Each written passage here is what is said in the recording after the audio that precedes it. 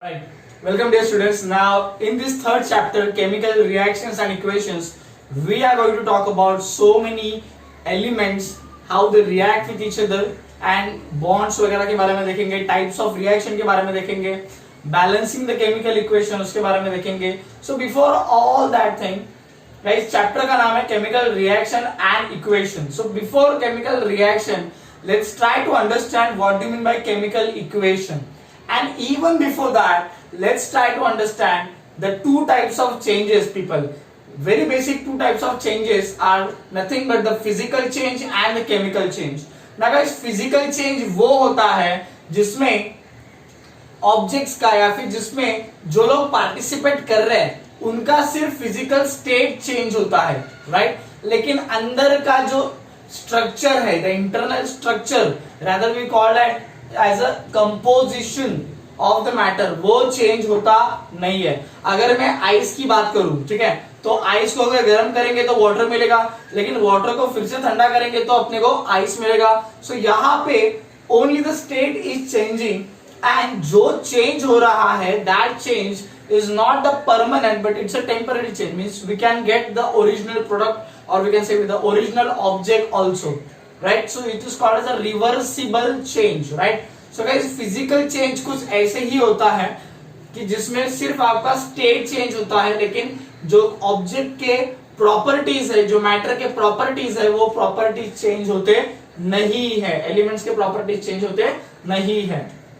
But when we talk about a chemical change, right? So chemical change में when the matter reacts, two or more matter reacts with each other, they form something, okay, that we call as a product. आगे अभी ये सब terminologies देखने ही वाले, but यहाँ पे जो change रहेगा that will be permanent change. That will be permanent change means what? Suppose एक बात करेंगे कि यार हाइड्रोजन एंड ऑक्सीजन, ये अपने को पता है कि हाइड्रोजन एंड ऑक्सीजन का जब रिएक्शन करवाएंगे, जब उनको साथ में मिलवाएंगे तो अपने को मिलेगा water, right? So basically guys, hydrogen which helps for fire and oxygen which creates the fire or again helps the fire, ठीक है?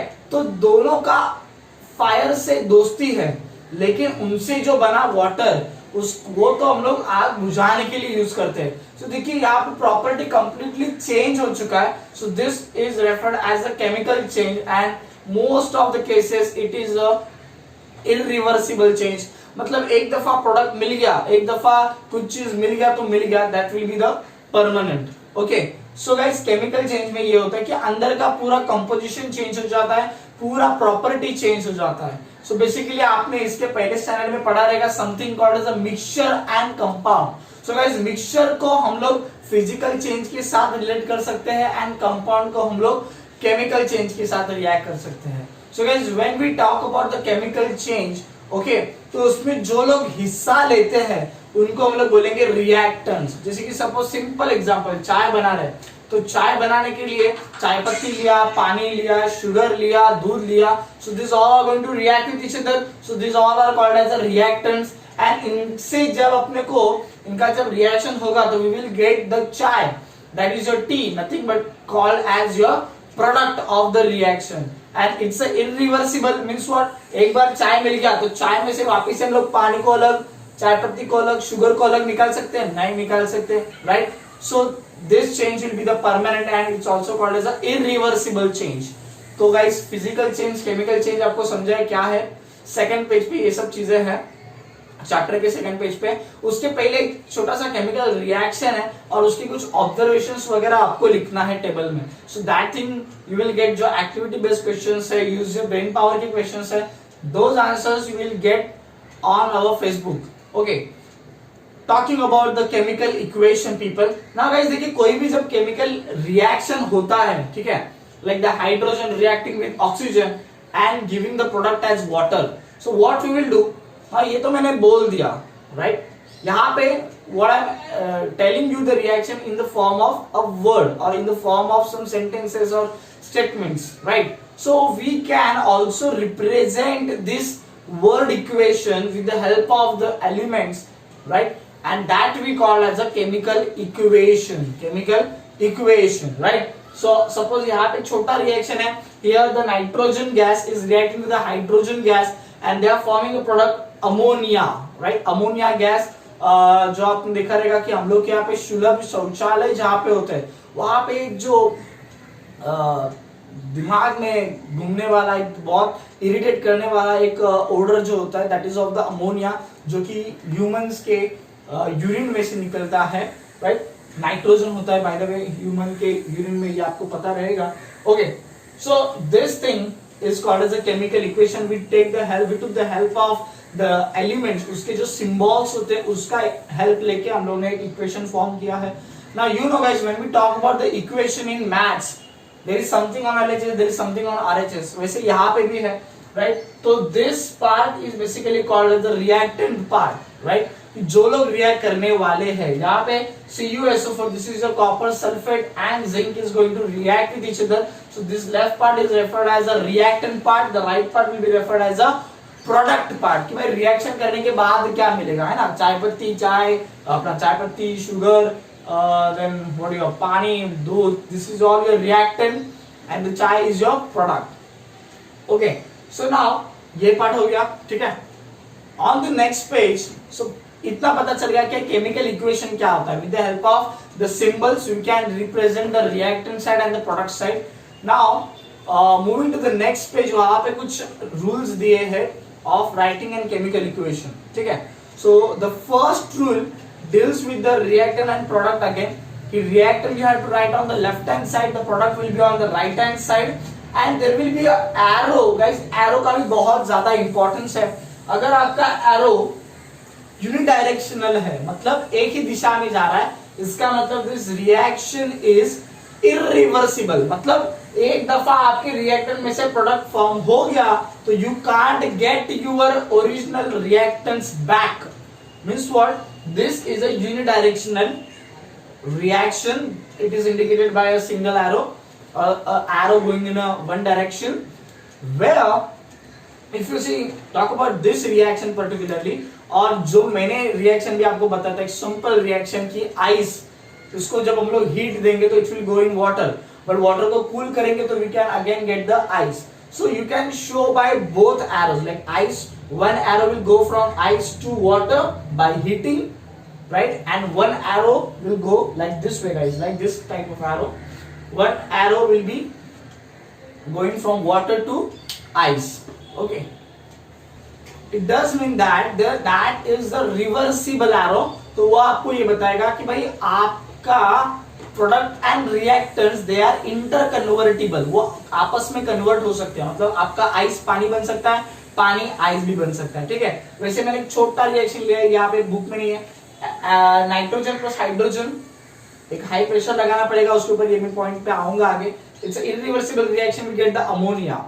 बट अगर अमोनिया के ऊपर ये हाई प्रेशर नहीं रहेगा, so your gaseous ammonia will again decompose or dissociate in the original reactant, that is your nitrogen and hydrogen. So that was the meaning of this reversible arrow. Second point deals with the very simple कि यार reactant and product side पे multiple reactants हो सकते हैं, multiple products भी हो सकते हैं. So they will be separated by the plus sign. They will be separated by the plus sign. Okay, simple चीज है भाई. Third point जो है, third point is very much important. It deals with the states of the reactants and the product. तो guys जो reactant है उसके आप स्टेट्स भी लिखेंगे तो बहुत अच्छा रहेगा आपके लिए. स्टेट जो होते हैं कौन से देखिए, सॉलिड हो सकता है, लिक्विड हो सकता है, गैसियस हो सकता है, right? Reactant side I am talking about AQ guys. AQ stands for aqueous. Means what? If your reactant is present with the water, like अगर मैं सोडियम ले लूं, एक सिंपल सोडियम का पाउडर लिया, that is in the solid form, but sodium को मैंने पानी में मिक्स करके रिएक्ट करने के लिए ले लिया, so that is the sodium in water, nothing but the sodium in aqueous form, you can say, right? Sodium chloride in aqueous form, ठीक है? जो भी है, जिसको भी हम लोग इसमें लेंगे, रिएक्शन में लेंगे, ठीक है? सो AQ का मतलब वो होता है. Then on the product side, अगर आपका सॉलिड फॉर्म हो रहा है, that is called as a insoluble precipitate. क्या बोलेंगे इसको? इनसॉल्युबल मतलब कुछ तो अपने को एक पाउडर जैसा मिला है जो कि पानी वगैरह में डिसॉल्व हो रहा नहीं है, वो वहां पे टिके रह रहा है पेट्री डिश में. So it will be denoted as this arrow. This arrow stands for precipitate. Then अगर कोई गैस फॉर्मर है तो गैस फॉर्म को ऑब्वियसली उड़ जाएगा अगर कलेक्टर नहीं लगाओगे तो. सो this is the upper arrow will indicate you the production of gas. Then AQ again it will show the production of aqueous product, that is the whatever the product will be there but it will be with the water. Okay, so that was about the third point. The fourth point guys deals with the endothermic and exothermic जो कि आगे detail में है, फिर भी यहाँ पे एक सब पॉइंट करके दिया है कि guys there are some reactions in which you need to supply the heat. Okay, आपको हीट देना पड़ेगा in order to make happen that reaction. So यहाँ पे the calcium carbonate is there. आपको पता है संगमरमर वगैरह होता है ना, संगमरमर के वगैरह वो गाना सुना रहेगा आपने. तो we are going giving the heat over here. This triangle sign is a sign of the heat. It's also called as a delta. ठीक है, तो heat देंगे तो we will get the calcium oxide and the carbon dioxide gas. You can see this upper arrow will indicate the formation of gas. ठीक है, so in this reaction people, to make happen that reaction we are supplying the heat. That's why this reaction is called as an endothermic reaction. We are giving the heat, no. But guys there are some reactions, जैसे यहाँ पे देखिए copper sulfate reacting with the zinc, the products are forming ZnSO4 zinc sulfate and the copper. Now here the copper will form in the form of precipitate. It will form like an insoluble matter plus heat guys. Now यहाँ पे reaction होगा and reaction होने के बाद जो products होंगे उस product के साथ आपको हीट भी मिलेगा. मतलब एक इमेजिन कीजिए कि एक टेस्ट ट्यूब में आप ये रिएक्शन कर रहे हैं and after some time in that test tube you will get the product but along with that your test tube is heated. Test tube थोड़ा गर्म लग रहा है यार, पहले तो गर्म नहीं था, अभी टेस्ट ट्यूब गर्म क्यों लग रहा है? क्योंकि these reactants when they react with each other they will give the product but along with that they are giving the heat also. So they are releasing the heat in the outside environment. तो ये reaction हो रहा है, reaction अपने को heat दे रहा है, so that is called as an exothermic reaction. Alright, so we can indicate this giving heat, that we will indicate on the arrow in the form of triangle, and if we are getting the heat then we will indicate the plus heat on the product side. After that the extra information, the fifth point is about the extra information.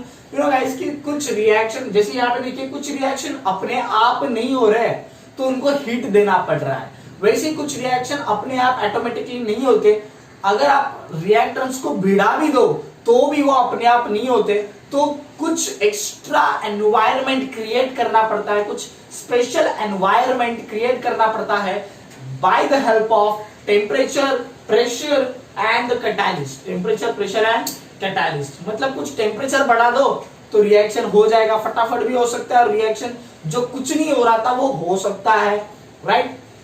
Pressure लगा दो guys. Pressure की बात basically हम लोग तभी करेंगे जब ना मोस्ट ऑफ द केसेस में when the two reactants are gaseous reactant, जैसे मैंने यहाँ पे दिखाया.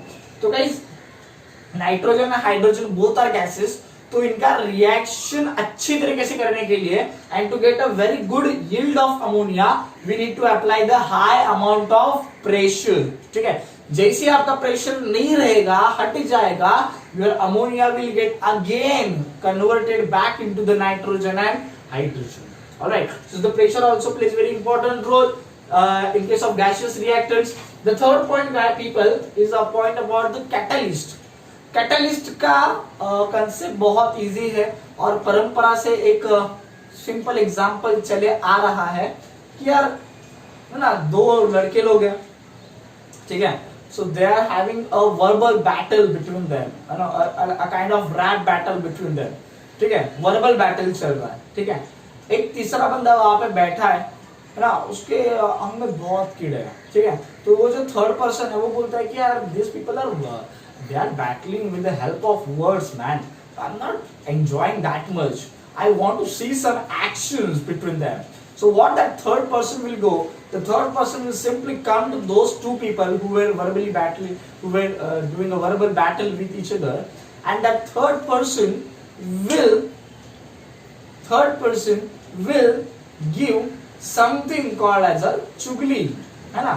He will provoke the both parties with the help of a simple chugli against each other because of that दोनों बच्चे लोग और भड़क जाएंगे, एंड जो पहले खाली वार्तालाप कर रहे थे, जो पहले खाली वर्बली बैटल कर रहे थे, अभी उनमें क्या हो जाएगा, real action, right? Means what, जो रिएक्शन हो नहीं रहा था, जो रिएक्शन स्लो चल रहा था, उस रिएक्शन को फास्ट करवाया उस थर्ड पर्सन ने. So that third person will be referred as people catalyst, right?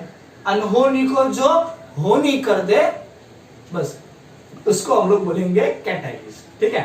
सो ये पीपल वी आर यूज, ये यहाँ पे एक बहुत पॉपुलर रिएक्शन है. इस रिएक्शन का सामना आपको 9th चैप्टर में भी होगा, आपको 9th चैप्टर में डिटेल में रिएक्शन देखने के लिए मिलेगा.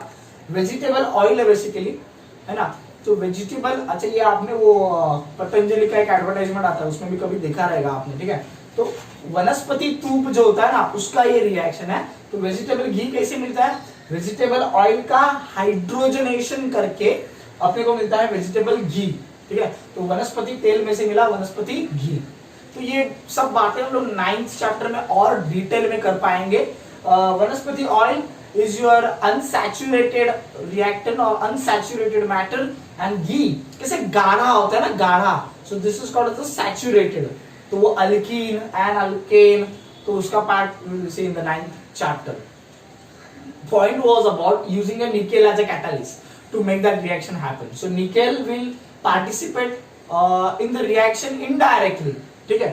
वो खाली क्या झगड़ा लगा के बाजू में हो जाएगा. It will not actually participate in that reaction, but it will just rise the rate of reaction. It will provoke both reactants to react with each other. All right, fine. Enough about the catalyst and all this point. The 6th point is about the people concentration. Now guys, concentration means what? Yes, concentration की जब बात करते हैं, concentration means what? Basically the power of reactor. ये concentration word जो है ना, basically we use in reference with the acids and bases, जो कि अपना 5th चैप्टर था एक 9th स्टैंडर्ड में. 4th and 5th chapter people जो है ना 9th स्टैंडर्ड का, वो अच्छे से जरा कभी टाइम मिले तो कभी देखिएगा जरूर, क्योंकि वो बहुत यूजफुल है आपके लिए.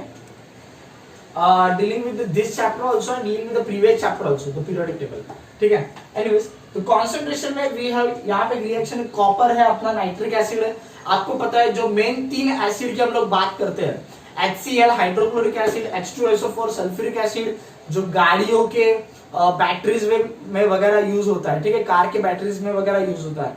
आपने वो पिक्चर देखा रहेगा गंगा जल, है ना? वो पुलिस लोग उसका आंख वगैरह फोड़ के उसमें एसिड वगैरह, वेरी हार्ड ट्रेंडिंग थिंग, ठीक है?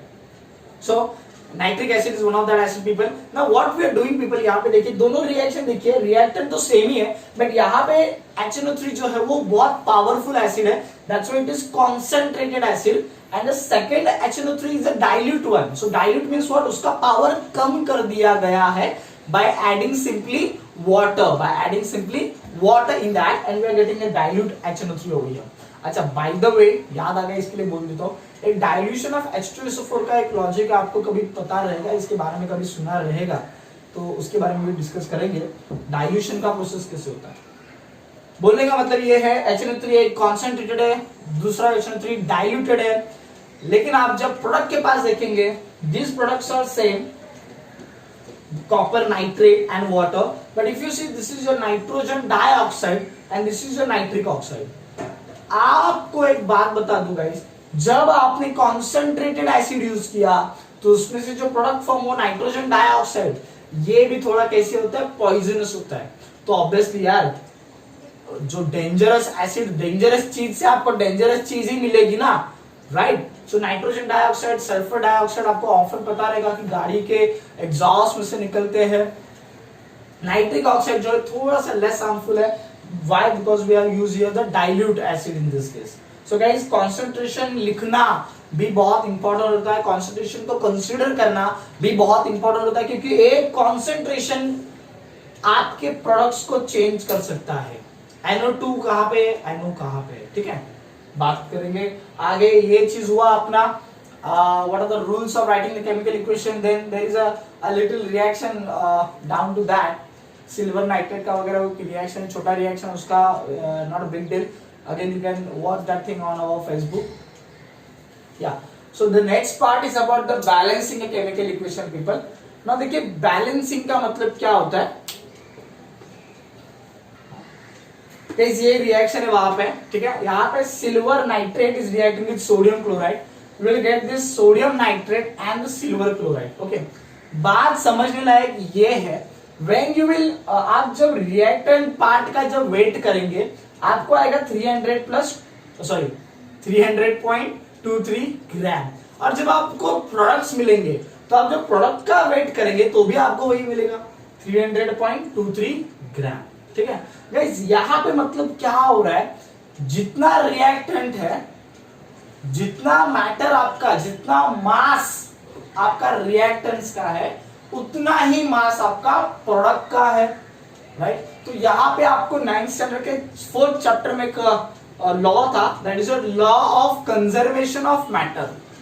वो law of conservation of matter ये बताता है कि अगर मम्मी ने 4 किलो का चकली का आटा लाया, 4 किलो का चकली का आटा लाया, तो उससे जो चकली बनेगी उस टोटल चकली का वेट भी 4 किलो रहेगा. इसका मतलब मैटर का क्या हुआ है, कंजर्वेशन. क्या हुआ है, कंजर्वेशन. ठीक है. तो ये बात है, reactants will conserve, the weight of the reactants will conserve, that is the weight of the product. Now the thing is that ना people कि इसके आगे का जो पॉइंट है, that is the balancing the chemical equation. लेकिन ये पढ़ना क्यों जरूरी है, बिकॉज इसका नाता कुछ इस रिएक्शन से है. ठीक है. अगर आप देखेंगे यहाँ पे सबका प्रोपोर्शन देखिए, silver, you can see silver here, silver here, 1 is there, N is here, N is here, O is here, 3, O3, Na, Cl, Cl. So यहाँ पे जितने लोग जिस अमाउंट में प्रेजेंट है उतने ही लोग यहाँ पे भी प्रेजेंट है. मतलब इस for this particular reaction the proportions are also same. The conservation of matter is also there and the constant of proportion, that is proportion भी सेम है वहां पे. ठीक है. द लॉ ऑफ प्रोपोर्शनलिटी वो भी सेम है. लेकिन कुछ कुछ रिएक्शन में ऐसे नहीं होता है. ठीक है. जैसे कि अगर मैं इस रिएक्शन की बात करूं, ठीक है, देखिए यहाँ पे कौन कौन है. पहले H2SO7 plus H2O plus H2SO4. तो यहाँ पे पहले देखिए कौन कौन है. H है, S है, O है. राइट. HSO. इसके अलावा और कोई है नहीं. अगर मैं रिएक्टेंट साइड पे देखूं तो H कितने, देखो यहाँ के 2, यहाँ के 2, कितने हो गए 4. प्रोडक्ट साइड पे कितने 2. सल्फर कितने, यहाँ पे 2. सल्फर यहाँ पे कुछ नहीं है ना. अगर कुछ नहीं रहेगा मतलब ब्लैक मार्कर बनना, कुछ नहीं रहेगा. ओके. सो यहाँ पे S2S1 and O here 7 plus, यहाँ पे कुछ नहीं रहेगा मतलब 1. तो 7 प्लस 1 8 एंड यहाँ पे O4. तो now you can see guys, reactant side पे ये लोग देखो कितने अमाउंट में है और प्रोडक्ट साइड में कितने अमाउंट पे है. राइट. तो दो उनका वेट सेम आता रहेगा. The weight of total reactant and the weight of product will be same, but उनका जो प्रोपोर्शन है, ठीक है, उनका जो अमाउंट है, जो नंबर ऑफ मॉलिक्यूल्स है, वो सेम नहीं है. तो वो अपने को सेम कराना पड़ेगा, जिसको हम लोग बोलते हैं बैलेंसिंग अ केमिकल इक्वेशन. ऑलराइट. कैसे करेंगे, बहुत सिंपल है चीज. देखो फोकस करते हैं यहाँ पे. This reaction is particularly we are going to talk about. Okay. Alright. So here people, the disulfuric acid is reacting with the water and it's giving you the sulfuric acid. Let's see. पहली बात तो क्या हम लोग table बनाएंगे कि इसमें कौन कौन शामिल है. ठीक है. तो hydrogen is there, sulphur is there, oxygen is there. And you will find obviously जो लोग रिएक्टेंट साइड पे रहेंगे वही लोग प्रोडक्ट साइड में रहेंगे. तो प्रोडक्ट साइड में कोई अलग से देखने की जरूरत नहीं है. ठीक है ना. अभी देखेंगे किसका किसका कितना अमाउंट में प्रेजेंट है. तो जैसे मैंने गिनाया आपको रिएक्टेंट साइड का, देखिए हाइड्रोजन 2, यहाँ पे 2 plus 2 4. Hydrogen on product side 2. Sulphur यहाँ पे 2, सल्फर यहाँ पे कुछ नहीं था मतलब 1. ऑक्सीजन 7 एंड यहाँ पे कुछ नहीं मतलब 1. so 7 प्लस 1 इज 8 एंड यहाँ पे oxygen 4. Alright. So we will start. यहाँ पे आपको ये स्टेटमेंट याद रखना है. ठीक है. बैलेंस करना है. To whom, to where, with which number. What, to whom, to where, with which number, किसको कहां पे कितने से मल्टीप्लाई करना है। ठीक है, यहां पे देखिए हम लोग पहले हाइड्रोजन को लेंगे। आप मुझे बताइए, देखिए 4 2 नहीं बन सकता, लेकिन 2 4 बन सकता है। कैसे? मल्टीप्लाई, एक्चुअली 4 2 बन सकता है बाय मल्टीप्लाइंग विद 1/4, लेकिन वो कॉम्प्लिकेटेड मैथ्स में अपने को जाने का नहीं। So the 4 can't become 2, but 2 can become 4 by multiplying with 2. So यहाँ पे जैसे मैं 2 से मल्टीप्लाई करूंगा, I will get the 4. So what will be my first step, guys? Multiply किसको? हाइड्रोजन। कहाँ पे? प्रोडक्ट। कितने से? by 2. ठीक है? So this statement should be over here. Then you will copy down the reaction H2H2O7 or H2O. Now on the product side we are multiplying, right? So यहाँ पे 2 से मल्टीप्लाई कर दिए। Now again form the table, ठीक है? And एक याद रखिए गाइस, हमेशा ये जो कोएफिशिएंट होते हैं, स्टोइकोमेट्रिक कोएफिशिएंट हम लोग जिसको बोलते हैं, so this coefficient will get multiply with this number. ठीक है, ये ऐसा मल्टीप्लाई होगा, थोड़ा तिरछा मल्टीप्लिकेशन होगा, याद रखिएगा। HSO H 2 + 2 4। Now see H over here 2 2 जा मल्टीप्लिकेशन होगा ना, सो 2 2 जा 4 बैलेंस हो गया। उसके लिए तो पूरा ये किया था। यहाँ पे देखिए S2 ना, यहाँ S was 1 ना, so 2 1 जा 2, S अपने आप बैलेंस हो गया, ऑटोमेटिकली बैलेंस हो गया। O की बात करते हैं, O is 7, कुछ नहीं मतलब 1, तो 7 + 1 मारे को शोधून तो ना चालत नहीं है, ना या so 7 + 1, this is your 8. Now you see of the oxygen over here 2 4 जा मल्टीप्लाई होगा ना, तो 2 4 जा 8। so देखिए एक ही स्टेट में पूरा सब चीजें बैलेंस हो चुकी है, hydrogen sulphur and oxygen. So you will write your final balance equation. Now ये जो मैंने एग्जांपल उठाया है आपके एक्सरसाइज में से उठाया है मैंने, दोनों example brother, this is your first one and this is your second one. ठीक है, सेकंड की बात करेंगे। Now here see carefully, कौन कौन है पहले उसको निकालो। ठीक है, तो sulphur is there, right, then oxygen is there and hydrogen is there. Again sulphur, तो रिपीटिंग हो रहा है, उसको नहीं लेने का, ऑब्वियसली एक बार लेने का। तो SONH। अभी देखिए गिनिए, रिएक्टेंट साइड पे कौन कितना है, प्रोडक्ट साइड पे कौन कितना है। तो सल्फर यहाँ पे कुछ नहीं है मतलब 1, यहाँ पे भी कुछ नहीं है मतलब 1, सो दिस 1 + 1 2, राइट। सल्फर यहाँ पे कुछ नहीं है मतलब 1, so this is your 1. Okay, talking about the oxygen, O2, right, and here O कुछ नहीं है मतलब 1. Hydrogen is 2, hydrogen is 2, only hydrogen is balanced. Now sulfur is there, oxygen is there. Now people always remember, एक चीज आपको याद रखिए, मैंने लिखा भी है यहाँ पे, जो एलिमेंट आपको अकेला दिखेगा या तो रिएक्टेंट साइड पे या तो प्रोडक्ट साइड पे, जो आपको अकेला दिखेगा उसको सबसे लास्ट में बैलेंस कीजिए, उसको सबसे लास्ट में बैलेंस कीजिए। मैंने लिख दिया यहाँ पे। तो sulphur is present alone on the product side, product side में भी चलेगा, रिएक्टेंट साइड में भी चलेगा, लेकिन अकेला होना चाहिए, तो उसको सो सल्फर तो चला गया। अभी देखिए कौन बचा, फिर ऑक्सीजन बचा है। तो ऑक्सीजन के केस में देखिए 2 1 नहीं बन सकता, लेकिन 1 can be 2। How? With multiplying with 2. So what will be our first step, guys? किसको कहाँ पे कितने से मल्टीप्लाई करेंगे? So we multiply oxygen on product side by 2. So we will write the equation again, and oxygen कहाँ पे? वहां पे ना। अभी देखिए ऑक्सीजन यहाँ पे, मतलब इसको ऐसे बीच में कर सकते हैं क्या? नहीं। This oxygen is in the combined state with hydrogen. So multiply करना है तो वो इधर ही मल्टीप्लाई करना पड़ेगा, इसका ऐसा ये ऐसा कुछ करके you can't do like this kind of thing. Okay? Why? Because it is in a combined state. Okay, so we will multiply this 2 over here. Now we will count again. Sulfur, oxygen, hydrogen. You see people, sulfur is 1 + 1 2, sulfur is 1, oxygen 2 2, oxygen 2 1 जा, मैंने बताया multiplication होता है, 2 1 जा 2. Oxygen is balanced over here, but you people see hydrogen is 2 over here and hydrogen is 2 2 are 4. So hydrogen which was previously balanced, अभी वो unbalanced हो चुका है. No problem, we can balance it. 2 2 are 4, right? But 2 can become 4. How? we will multiply with 2, right? So the next step will be multiply hydrogen on reactant side by 2. So here is your hydrogen again. So multiply करेंगे तो multiplication के step में लिख दिया. We will obviously use the latest equation, ठीक है? Now again we will count the reactants and the products. Sulfur you see people यहाँ पे 1. Now you see 2 ones are due to this 2. 2 ones are 2. So 2 plus 1 3 over here, and this is 1. Oxygen 2. Oxygen 2 ones are 2.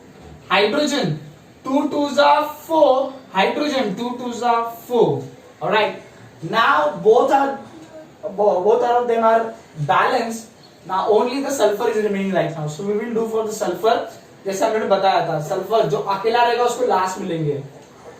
So multiply sulfur. Now यहाँ पे देखिए 3 1 नहीं बन सकता, but 1 3 बन सकता है. How?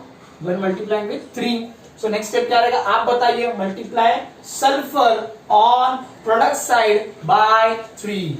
We will use the latest equation that will you multiply the 3 with the sulfur on the product side. What we will get is right in front of you. Sulfur 1. 2 ones are 2. 2 plus 1 3. 3 ones are 3. Oxygen 2. Oxygen 2 ones are 2. Hydrogen 2 twos are 4. Hydrogen 2 twos are 4. Now all things are getting balanced. So this is your final balanced equation. Okay. Now, because after the balancing का part, there is a part of types of reaction जो कि मैंने थोड़ा आपको short में explain किया है. So first type of reaction is a combination reaction guys. तो guys combination reaction कैसे पता है? Unity वाला reaction जैसे कि 4-5 या फिर 4-5 नहीं 2-3 suppose दोस्त है, ठीक है? 4-5 भी हो सकते हैं. 2-3 दोस्त है, वो लोग साथ में आए, right? And they form a group. They form a united group, right? So here what is happening? 2 or more reactants combine and they form a single product. मतलब now those 3 friends will act like a one. Right, they will show their unity, means they are now a one group. So means what? The multiple reactants are converting into a single product. So this is your combination reaction. Example is right in front of you. Ammonia reacting with HCl will give you the NH4Cl, that is ammonium chloride. Only one product is there, right? Now in case of decomposition, ठीक है, decomposition में क्या हुआ, जो उनका group form हुआ था कुछ तीनों में या दोनों में झगड़ा हो गया और उनका यूनिटी टूट गया. तो ब्रेकिंग यूनिटी का एग्जांपल है ये. एंड क्या होगा देखिए, single reactant will collapse into the 2 और मोर प्रोडक्ट्स. तो एक ग्रुप बट गया अलग अलग लड़कों में, मतलब जितने लड़के लोग थे पहले ग्रुप में उतने, ठीक है. So your single reactant is converting into the multiple products. इसका एकदम opposite है, right? So here it is called as a decomposition reaction. Calcium carbonate is there heating, we are getting the CaO and CO2. इसका भी एक reaction है वहाँ पे, वो आपके लाइम वाटर को मिल्की वगैरह बना देता है because of this carbon dioxide, वो चीज़ होता है. तो वो भी चीज़ आप स्टडी कीजिएगा फेसबुक पे भी और टेक्स्ट बुक में वो दिया है डायरेक्टली. देन गाइस डिकम्पोजिशन के अंदर ना एक और एक चीज है आपको जो कि थोड़ा इंपॉर्टेंट है. It is called as electrolytic decomposition. Electrolytic नाम से आप बता सकते हैं. इलेक्ट्रोलिटिक डिकम्पोजिशन मतलब some electricity we will use obviously. So यहाँ पे there is a one process जहाँ पे कंटेनर में पानी लिया है एंड इस पानी मतलब H2O, राइट. सो H2O को we will decompose like hydrogen and oxygen, ठीक है. So guys, this process में क्या होता है, we'll take a container, we'll take the water in that and we will add 2 electrodes or 2 rods. The one rod will be connected to the positive part of battery, one rod will be connected to the negative part of the battery. People remember the name. The positive rod is called as a anode, the negative rod is called as a cathode, ठीक है, बराबर है. So when you will start the battery, the electricity will pass through it. Ultimately, the electricity will pass through the water, and because of that, the water will decompose into the hydrogen and oxygen.